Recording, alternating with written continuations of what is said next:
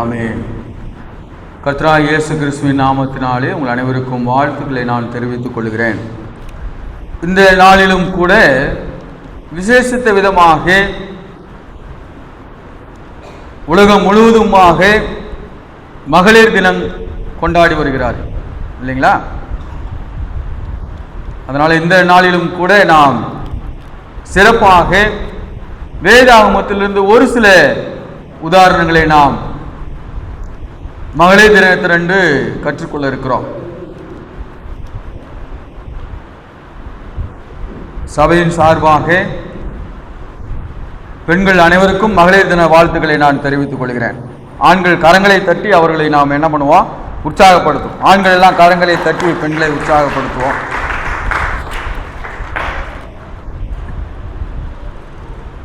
நம்முடைய சபையில மாத்திரமில்லை, எல்லா திருச்சபைகளிலும் அதிகமாக இருக்கிறது யார் அப்படின்னு சொன்னா யார் தான் இருக்கிறாங்க?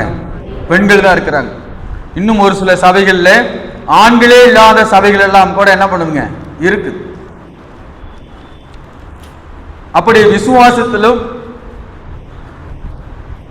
செயல்களிலும் உறுதியாக இருக்கிற பெண்கள் நிறைந்த சபைகளில் நம்முடைய திருச்சபையும் ஒரு சபையாக இருக்கிறது. ஆண்களை காட்டிலும் பெண்கள் அதிகமாக இருக்கிற சபைகளில் நம்முடைய சபையும் ஒரு சபை. ஆக இந்த நாளிலும் கூட நாம் வாசித்த இந்த வேத பகுதியிலிருந்து ஒரு சில காரியங்களை நாம் கற்றுக்கொள்ளலாம் உதாரணங்களோடு, இல்லைங்களா? நீதிமொழிகளின் புஸ்தகம் 31ஆம் அதிகாரம் 10ஆம் வசனத்துல வாசிக்கும் பொழுது வாசிக்கிறோம். வாசிங்க.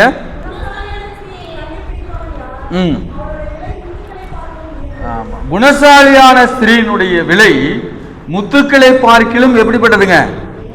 விலை உயர்ந்தது, இல்லைங்களா? குணசாலியான ஸ்திரீ. பழமொழியை சொல்லுது இல்லையா? ஆவதும் பெண்ணாலே அழிவதும் பெண்ணாலே. ஒரு குடும்பம் தலைக்கணும் அப்படின்னு சொன்னா அதுக்கு காரணம் யாருங்க? பெண்கள் தான். அதே போல ஒரு குடும்பம் வீணா போய் நாசமா போறதுக்கு காரணம் யாரு தான்? பெண்கள் தான். இங்க வசனம் சொல்லுது ரொம்ப அழகா நேர்த்தியாக. என்ன வசனம்? குணசாலியான ஸ்திரீ அவளுடைய விலை எப்படிப்பட்டதுங்க? முத்துக்களை பார்க்கிலும் உயர்ந்தது. இன்னொரு வசனம் வாசிக்கலாம், ரொம்ப அருமையான வசனம். 30ஆம் வசனம். சௌந்தரியம் அஞ்சனை உள்ளது, அழகும் வீண். கர்த்தருக்கு பயப்படுகிற ஸ்திரீயே என்ன பண்ணப்படுவாள்? புகழப்படுவாள், இல்லைங்களா? கர்த்தருக்கு பயப்படுகிற ஸ்திரீயே புகழப்படுவாள்.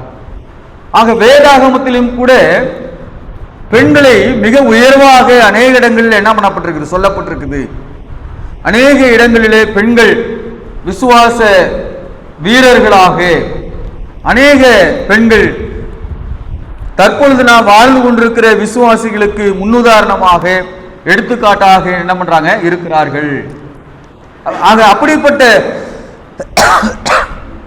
பெண்களை ஒரு சிலரை நாம், எல்லாத்தையும் இல்லை, நேரம் போதாதனால ஒரு சிலரை மாத்திரம் நாம் இன்றைய நாளிலே படித்து கற்றுக்கொள்ள இருக்கிறோம். முதலாவது நாம் பெண்களை குறித்து நாம் பார்க்கும் பொழுது வேதம் சொல்லுது, ஆதியாகமம் 1ஆம் அதிகாரம் 27ஆம் வசனத்துல, ஆதியாகமம் 1:27, தேவன் தம்முடைய சாயலாக மனுஷனை சிருஷ்டித்தார், அவனை தேவ சாயலாகவே சிருஷ்டித்தார், ஆணும் பெண்ணுமாக சிருஷ்டித்தார். அது ஆண்கள் மாத்திரம் இல்லை, பெண்களும் யாருடைய சாயலில் சிருஷ்டிக்கப்பட்டிருக்கிறார்கள்? தேவனுடைய சாயலில் சிருஷ்டிக்கப்பட்டிருக்கிறார்கள். நம்ம வேத பாட வகுப்புல நம்ம படிக்கிறோம் இல்லைங்களா? முதல் பாடத்துல நாம படிச்சோம். சாயல் அப்படின்னா என்ன? மறந்துட்டீங்களா? அவரை போலவே. அவரை போலவேனா எப்படி? வேதம் சொல்லுது இல்லையா? அவருக்கு என்ன இல்லை? உருவம் இல்லை. அவர் எப்படி இருக்கிறார்? ஆவியா இருக்கிறார். அவரை தொழுது கொள்கிற யாவரும் ஆவியோடும் உண்மையோடும் தொழுது கொள்ள கடவோம். அப்ப சாயல்னா என்ன? ஞாபகம் இல்லையா? வேத பாட வகுப்புக்கு வரவீங்க சனிக்கிழமை சாயந்தரம் எப்பா பசங்க நீங்கள் நிறைய பேர் வந்தீங்களப்பா. தாவீது என்ன சொல்லுப்பா? பார்த்தீங்களா, ராஜ்குமார் சொல்றாரு, சாயல் என்று சொன்னால் கடவுளிடத்தில் பாவம் இல்லை, நீதியுள்ள நியாயாதிபதியாக நீதியுள்ள கர்த்தராக இருக்கிறது போல பாவம் இல்லாத நீதியுள்ள நபர்களாக தேவன் என்ன பண்ணாருங்க? படைத்தார். அப்படிதான் ஆணும் பெண்ணுமாக படைத்தார். ஆக படைக்கப்படும் பொழுது பெண்ணானவள் எப்படி படைக்கப்பட்டால் கடவுளுடைய சாயல்ல பாவம் அற்றவளாக பாவம் இல்லாதவளாக நீதியுள்ள ஒரு நபராக தேவன் என்ன பண்ணாருங்க? படைத்தார். படைப்புக்கு பிறகு என்ன நடந்தது அப்படின்னு சொல்லி நாம் என்ன பண்றோம் பார்க்கிறோம்.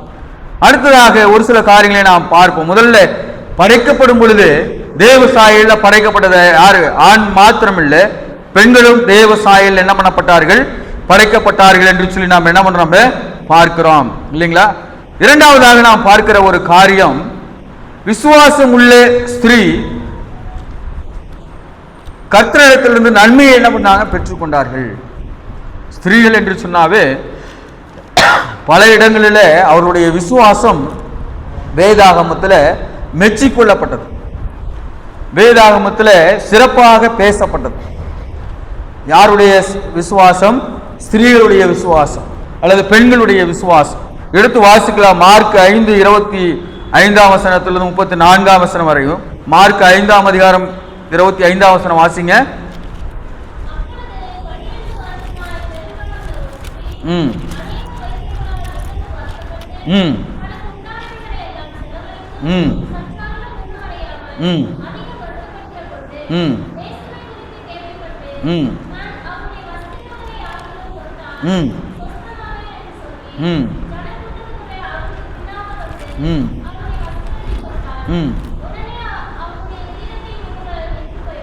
போதுங்கம்மா. விசுவாசம் உள்ள ஒரு ஸ்திரீ, 12 வருடம் பெரும்பாடுள்ள இந்த ஸ்திரீ நம்பிக்கையோடு கர்த்தர் மேல் இருக்கிற விசுவாசத்தோடு அவளுடைய இயேசு கிறிஸ்துவுடைய வஸ்திரத்தை ஆகிலும் தொட்டால் தனக்கு என்ன கிடைச்சிடும்? சுகம் கிடைக்கும் அப்படின்னு சொல்லி வஸ்திரத்தின் ஓரத்தை தொட்டால் அவளுக்கு என்ன கிடைச்சதுங்க? சுகம் கிடைச்சது. விசுவாசத்துக்கு ஒரு அருமையான ஒரு உதாரணம் யாருங்க? அந்த ஸ்திரீ. ஆண்டவரிடத்தில் போய் கேட்க கூட இல்லை, யாருக்கிட்டையும் போய் சொல்லவும் இல்லை, சத்தம் போட்டு ஜெபம் பண்ணவும் இல்லை. உங்க குருடன் சத்தம் போடுறான், தாவீதின் குமாரனே எனக்கு இறங்கும் சொல்லி சத்தம் போட்டான். ஆனா இந்த ஸ்திரீ வெளியில கூட என்ன பண்ண முடியலைங்க? சொல்ல முடியல. ஒரு அருமையான உதாரணம், விசுவாசத்துக்கு ஒரு அருமையான உதாரணம் யாருங்க? இந்த ஸ்திரீ. இந்த நாளிலும் கூட மகளிர் தினத்தை கொண்டாடுகிற பெண்களாக இருக்கிற நீங்கள் ஒவ்வொருவரும் கற்றுக்கொள்ள வேண்டிய ஒரு மிக முக்கியமான காரியம், தேவன் மேல ஆழமான நம்பிக்கை வைக்கிற ஸ்திரீகளாக, ஆழமான விசுவாசம் வைக்கிற ஸ்திரீகளாக நாம் இருக்க வேண்டும். எவ்வளவு பெரிய பிரச்சனையா இருந்தாலும், எவ்வளவு பெரிய சோதனையா இருந்தாலும் சரி, எவ்வளவு பெரிய கஷ்டமாக இருந்தாலும் சரி, நாம் விசுவாசத்தோடு ஆண்டவரிடத்திலே நாம் கொண்டு செல்கிற பொழுது அந்த சோதனையிலிருந்து கட்டாயமாக நம்மால் என்ன பண்ண முடியும்? மீண்டு வர முடியும். அல்லது அந்த சோதனையிலிருந்து நாம் சோதனையை கட்டாயமாக வெல்ல முடியும் என்பதற்கு ஒரு அருமையான உதாரணம் தான் இந்த பெரும்பாடுள்ள ஸ்திரீ. ஆக எனக்கு அன்பான பெண்களே, இந்த நாளிலும் கூட ஒருவேளை இந்த பெரும்பாடுள்ள ஸ்திரீ போல இல்லாவிட்டாலும் கூட அதை போன்ற பல பிரச்சனைகளில் வெளியில சொல்ல முடியாத அநேக காரியங்களிலே நாம் என்ன பண்ணப்படலாம்? சிக்குண்டு இருக்கலாம். இப்போ ஆண்கள் வெளியில சொல்லிடுறோம், ஆனால் பெண்கள் நாளைக்கு எல்லா காரியத்தையும் என்ன பண்ண முடியல? வெளியில சொல்ல முடியல. சமுதாய கட்டுகள், குடும்ப கட்டுகள், இவைகள் எல்லாம் இருக்கிறதுனால வெளியில சொல்ல முடியாத அநேக காரியங்கள் இருக்குது. வெளியில எளிமையா சொல்லி இந்த காரியத்துக்காக ஜெபம் பண்ணிக்கங்க அப்படின்னு கூட என்ன பண்ண முடியாது? சொல்ல முடியாத சூழ்நிலை இல்லைங்களா? உண்மையாகவே எனக்கு தெரிந்த ஒரு நபர், அந்த குடும்பத்தில் ஒரு பெரிய சிக்கல். நான் எதிர்பார்க்கவே இல்லை, அந்த அம்மா சொல்லவே இல்லை, வெளியில சொல்லவே இல்லை. அந்த ஐயா கூப்பிட்டார், ஐயா உங்க வீட்டில் நான் பேசணுங்க. சரி பேசலாம். இப்போ ரூமில் கதவை சாத்திட்டு உள்ளே கூப்பிட்டு அநேக காரியங்களை பேசினார். மனம் விட்டு ரொம்ப நொந்து அழுது காரியங்களை சொன்னார்.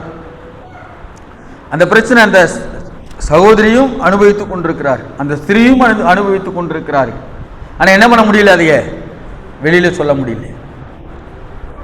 அதே போல நமக்கும் கூட வெளியில் சொல்ல முடியாத ஒரு சில பிரச்சனைகள், ஒரு சில காரியங்கள், ஒரு சில கஷ்டங்கள் அல்லது கடினமான சூழ்நிலைகள் இருக்கலாம்.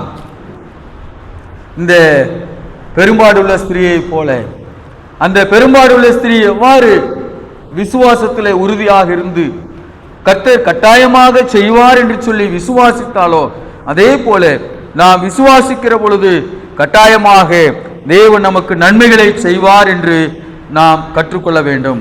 இரண்டாவது காரியம் ஜெபிக்கும் ஸ்திரீ.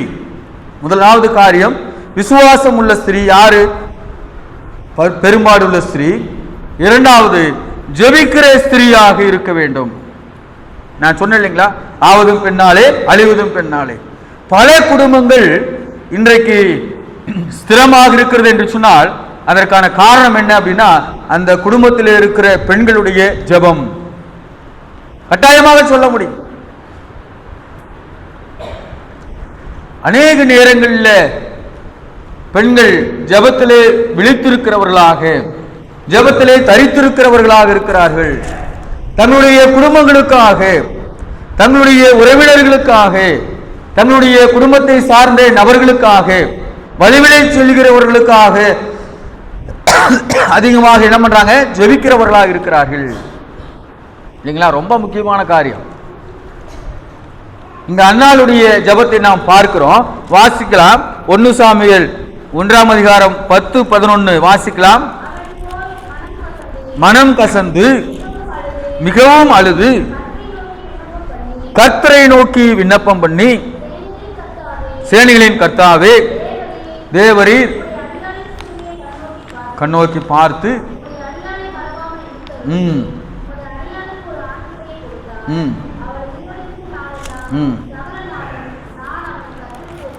ஆமா, இந்த அம்மா ரொம்ப அருமையான ஒரு ஸ்திரீ. யாருங்க?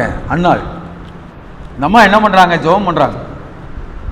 ஜெபிக்கிற ஒரு ஸ்திரீயாக, ஒரு சூழ்நிலை, கடினமான சூழ்நிலை இருக்குது அப்படின்னு சொன்னா அந்த சூழ்நிலைக்காக முதலாவது என்ன செய்யணும் அப்படின்னா ஜெபிக்கணும். இது நமக்கு வேற வழி இல்லையா அப்படின்னு சொல்லி பார்த்தா ஒண்ணுமே இல்லை, எதுவுமே செய்ய முடியாது. என்ன பண்ணாங்க? இந்த அம்மையார் ஜெபித்தார்கள். மன வேதனையோடு துக்கத்தோடு இருந்த இந்த தாயார் என்ன பண்ணாங்க? ஜெபித்தாங்க. என்ன இல்லைன்னு சொல்லி ஜெபம் பண்ணாங்க? குழந்தை இல்லைன்னு சொல்லி ஜெபம் பண்றாங்க.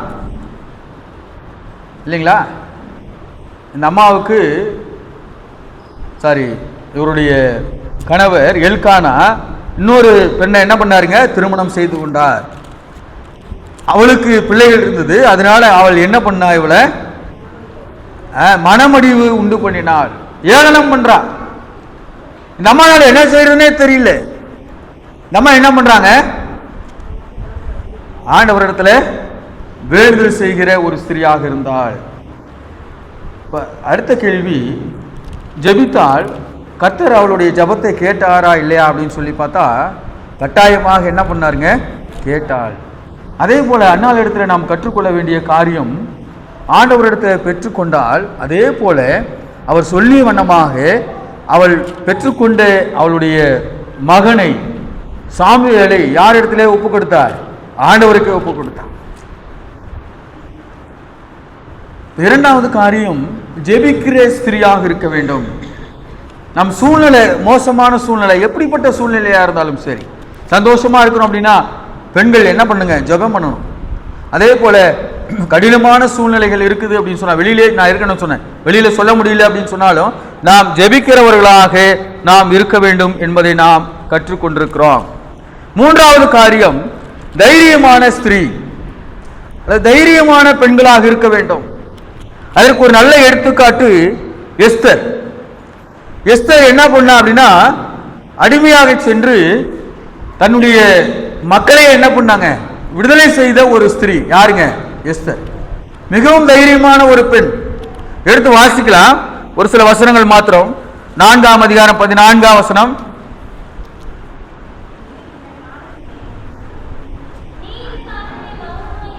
ம் ம் ம் ம் ம் ஆமாம், முருதகாயை சொல்ல சொல்லியிருக்கிறார். இங்கே அந்த அம்மா யாருங்க? எஸ்தர். ஒருவேளை மாட்டிக்கிட்டாங்க அப்படின்னு சொன்னால் அவ்வளோதான் போச்சு. ஆனால் தைரியமாக என்ன பண்ணுறாங்க? இருந்தாங்க. தைரியமாக இருந்து தன்னுடைய மக்களை ஒரு காப்பாற்றிய ஒரு ஸ்திரீ யாரு அப்படின்னு சொன்னா எஸ்தர். இப்போ எஸ்தரை போல தைரியமுள்ள ஸ்திரீயாக என்ன பண்ணுங்க இருக்க வேண்டும். அது ரொம்ப முக்கியம். இந்த நாட்களில் நாம் பார்க்கிறோம் பல பெண்கள் தைரியமற்றவர்களாக என்ன பண்றாங்க காணப்படுகிறார்கள். தைரியமுள்ள ஸ்திரீயாக இருக்கிறவர்களாக இருக்க வேண்டும் இல்லைங்களா? அது ரொம்ப ரொம்ப முக்கியம். அடுத்தபடியாக கடைசியாக நாம் பார்க்கலாம். ஒரே ஒரு விஷயத்தை மாத்திரம் நான் சொல்லி நான் முடிக்க விரும்புகிறேன். முதலாவது பார்த்தோம் விசுவாசமுள்ள ஸ்திரீ, இரண்டாவது ஜெபிக்கிற ஸ்திரீ, மூன்றாவது தைரியமுள்ள ஸ்திரீ, கடைசி எல்லாத்துக்கும் மிக முக்கியமான ஒரு காரியம் குணசாலியான ஸ்திரீ. ரொம்ப ரொம்ப முக்கியம். ஒரு குடும்பத்தை மேலே கொண்டாடுறது ஏற்கனவே சொன்னேன். ஸ்திரீகளுடைய கடமை மிக முக்கியம். ஸ்திரீகளுடைய அல்லது பெண்களுடைய பங்கு மிக அதிகம் இல்லைங்களா? குணசாலியான ஸ்திரீ, இந்த வசனம் வாசிக்கும், அவளுடைய விலை எப்படிப்பட்டதா இருக்குது? முத்துக்களை பார்க்கிலும் விலை உயர்ந்தது. குணசாலியான ஸ்திரீனா என்ன?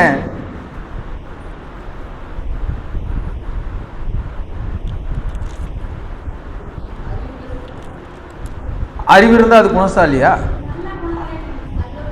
நல்ல ஒழுக்கம் உள்ள ஸ்திரீ.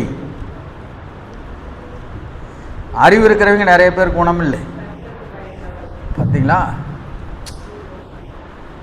அம்மா அந்த முதிர்ச்சி. கர்த்தருக்கு பயப்படுகிற ஸ்திரீயே புகழப்படுவாள். இப்ப குணசாலியான ஸ்திரீயுடைய ஒரு அருமையான ஒரு குணம் என்னவா இருக்கும் அப்படின்னா, கர்த்தருக்கு பயப்படுகிற ஒரு ஸ்திரீயாக, கர்த்தருடைய வார்த்தைக்கு கீழ்ப்படுகிற ஸ்திரீயாக, எல்லா விதமான நல்லொழுக்கமும் இருக்கிற ஸ்திரீயாக. அதுதான் குணசாலியான ஸ்திரீ இல்லைங்களா? கணவன் கோவப்படுறாரு அல்லது குடும்பத்தில் இருக்கிறவர்கள் கோவப்படுறாங்க அப்படின்னா அந்த பெண்ணும் கோவப்பட்ட என்ன ஆகுங்க? குடும்பம் என்ன ஆயிரும்? குடும்பம் என்ன ஆகும்? உடஞ்சு சின்னாபின்னமாயிரும் இல்லைங்களா? இப்போ அந்த குணசாலியான ஸ்திரீயுடைய அந்த அவளுடைய குணநலங்கள் என்னென்ன அப்படின்னு சொல்லி அந்த 31 வசனங்கள் முழுவதுமாக என்ன பண்ணுதுங்க இருக்குது. அது என்னென்ன செய்யறான் அப்படின்னு சொல்லி. இப்போ குணசாலியான ஸ்திரீ அவளுடைய விலை முத்துக்களை பார்க்கிலும் விலை உயர்ந்தது. அவள் என்ன பண்றா? தன்னுடைய கணவனை கவனித்துக் கொள்கிறாள், தன்னுடைய வீட்டை கவனித்துக் கொள்கிறாள், தன்னுடைய பிள்ளைகளை என்ன பண்றாங்க ஆதரிக்கிறாள், தன்னுடைய பிள்ளைகளை கவனித்துக் கொள்கிறாள், தனக்கான வருமானத்தை தன்னுடைய குடும்பத்திற்கான வருமானத்தை என்ன பண்றாங்க உண்டு பண்ணுகிறாள். எல்லாம் சேர்ந்ததுதான் குணசாலியான ஸ்திரீ. ஆக எனக்கு அன்பானவர்களே, குணசாலியான ஸ்திரீயாக, குணமுள்ள ஒரு ஸ்திரீயாக, பொறுமையோடு சகித்து கொண்டு இருக்கிற பொழுது அந்த ஸ்திரீ கட்டாயமாக என்ன பண்ணப்படுவாள்? புகழப்படுவாள். அது மாத்திரமில்லை, அவள் கட்டாயமாக நன்மைகளை என்ன பண்ணுவா? பெற்றுக்கொள்வாள். ஆக நான் கொடுக்கிற ஆலோசனை, ஒவ்வொரு பெண்களும் திருமணம் ஆவதற்கு முன்பாக நாங்கள் கொடுக்கிற ஆலோசனை இதுவாகத்தான் இருக்க வேண்டும். குணசாலியான ஒரு பெண்ணாக என்ன பண்ணுங்க இருக்க வேண்டும். இப்போ போற வீட்டில் அங்க இருக்கிற சூழ்நிலை என்னவாக இருந்தாலும் கூட பொறுமையோடு அதை கையாளுகிற பக்குவம் உள்ள ஸ்திரீயாக என்ன பண்ணுங்க இருக்க வேண்டும். அப்படி இருக்கிற பட்சத்தில் அந்த ஸ்திரீ யாருக்கு மகிமையாக? தான் பிறந்த வீட்டிற்கும் தன்னுடைய திருச்சபைக்கும் கர்த்தருக்கும் மகிமையாக என்ன பண்ணுவா? இருப்பாள். அப்படி இல்லாம நம்ம ரோசேக்கா சொல்ல வேதம் சொல்லுது என்னங்க, சண்டைக்காரி, ஆணவம் பிடிச்ச நபராக, இல்லைங்களா? கடின இருதயம் உள்ள நபராக, எல்லாத்துக்கும் சண்டை பண்ணுகிற ஒரு ஸ்திரியாக இருக்கிற பட்சத்தில் அது அந்த குடும்பத்திற்கு மிகவும் எப்படி இருக்குங்க, ஒரு சாபமாக கட்டாயமாக இருக்கும். நம்முடைய சபையிலையும் கூட நீங்கள்லாம் யோசிச்சு பார்த்தீங்க அப்படின்னு சொன்னால், இப்போ உடனே நம்ம அதனுடைய பலனை பார்க்க முடியாது. ஒரு 10 வருஷம் 15 வருஷம் 20 வருஷம் பொறுமையாக இருந்த ஸ்திரீகளுடைய குடும்பம் எப்படி இருக்குதுன்னு சொல்லி யோசிச்சு பாருங்க. அதே போல பொறுமையே இல்லாத ஒரு ஸ்திரீகளுடைய குடும்பங்கள் எவ்வாறு இருக்குது என்பதை நீங்கள் மனதிலே யோசித்து பாருங்கள். எனக்கு அன்பானவர்களே, குணசாலியான ஸ்திரீயாக இருப்பதற்கு நாம் முயற்சி செய்ய வேண்டும். அப்படி குணசாலியாக இருக்க வேண்டும் என்று சொன்னால் அங்கே வசனம் வாசிக்கிறோம் இல்லையா, 30ஆம் வசனத்தில் ரொம்ப அருமையா, எது பெருசு இல்லைங்க, சௌந்தரியம் அழகு வஞ்சம் உள்ளது, அழகும் வீண், கர்த்தருக்கு பயப்படுகிற ஸ்திரீயே புகழப்படுவாள். கர்த்தருக்கு பயப்படுகிற ஸ்திரீயாக, கர்த்தருடைய வார்த்தைக்கு கீழ்ப்படுகிற ஸ்திரீயாக இருக்க வேண்டும். அப்படி இருக்கிற பட்சத்தில் அப்படிப்பட்ட ஸ்திரீ கட்டாயமாக என்ன பண்ணப்படுவாள், புகழப்படுவாள். அது மாத்திரமில்லை, அப்படிப்பட்ட ஸ்திரீ கட்டாயமாக தன்னுடைய குடும்பத்தையும் தன்னுடைய கணவனையும் தன்னுடைய பிள்ளைகளையும் ஆதாயப்படுத்தி கொள்ளுகிற ஸ்திரீயாக கட்டாயமாக என்ன பண்ணுவாங்க, இருப்பாள். அது ரொம்ப முக்கியம். குடும்பத்தை நடத்தும் பொழுது கட்டாயமாக அந்த குடும்பம் எப்படிப்பட்ட குடும்பமாக இருக்கும், ஒரு நல்ல ஒரு நேர்த்தியான ஒரு ஆசீர்வாதமான குடும்பமாக இருக்கும். அது இல்லாத முன்னுக்கு முரணாக பேசிக்கிட்டு அதே கோபத்தை வெளிப்படுத்துகிற ஒரு ஸ்திரீயாக இருக்கிறாள் என்று சொன்னால் மெய்யாகவே என்ன எப்படிப்பட்ட இருக்க முடியாதுங்க. பைபிளில் எங்கேயுமே குணசாலியான ஒரு ஒரு ஒரு ஒரு மகனை அவன் விலை முத்துக்களை பார்க்கிலும் விலை உயர்ந்ததுன்னு என்ன பண்ணல, சொல்லலை. யாரைத்தான் சொல்லப்பட்டிருக்குது, பெண்கள். அதற்கு எனக்கு அன்பான ஸ்திரீகளே, இன்றைய நாளில் நம்ம கற்றுக்கொள்கிற காரியம் அதுதான். நம்முடைய சபையில் இருக்கிற ஒவ்வொரு ஸ்திரீகளும் குணசாலியான ஸ்திரீகளாக, ஒவ்வொரு ஸ்திரீகளும் கர்த்தருக்கு பயப்படுகிற ஸ்திரீகளாக, ஒவ்வொரு ஸ்திரீகளும் சாட்சியுள்ள ஸ்திரீகளாக, ஒவ்வொரு ஸ்திரீகளும் பொறுமையோடு கையாளுகிற மிக சாந்தமுள்ள ஸ்திரீகளாக, அன்பு செலுத்துகிற ஸ்திரீகளாக இருக்கிற பட்சத்தில் எப்படிப்பட்ட கணவனாக இருந்தாலும் அந்த கணவனை என்ன பண்ண முடியுங்க, ஆதாயப்படுத்திக் கொள்ள முடியும். எப்படிப்பட்ட குடும்பமாக இருந்தாலும் அந்த குடும்பத்தை சரி செய்து கொள்ள முடியும். எப்படிப்பட்ட பிள்ளைகளாக இருந்தாலும் கூட அந்த பிள்ளைகளை சரியான பாதைகளை வழிநடத்தக்கூடிய அந்த பொறுமை இருக்கிற பட்சத்தில் கட்டாயமாக ஒரு ஆசீர்வதிக்கப்பட்ட குடும்பமாக இருக்கும். அந்த குடும்பத்திற்கு ஆசீர்வாதமாக யார் இருப்பாங்க, அந்த ஸ்திரீ இருப்பாள். அப்படிப்பட்ட ஸ்திரீ எல்லாராலும் என்ன பண்ணப்படுவாள், புகழப்படுவாள். பார்த்தீங்களா, சும்மா கிடையாது. கர்த்தர் உங்களையும் என்னையும் ஆசீர்வதிப்பாராக. ஆமென்.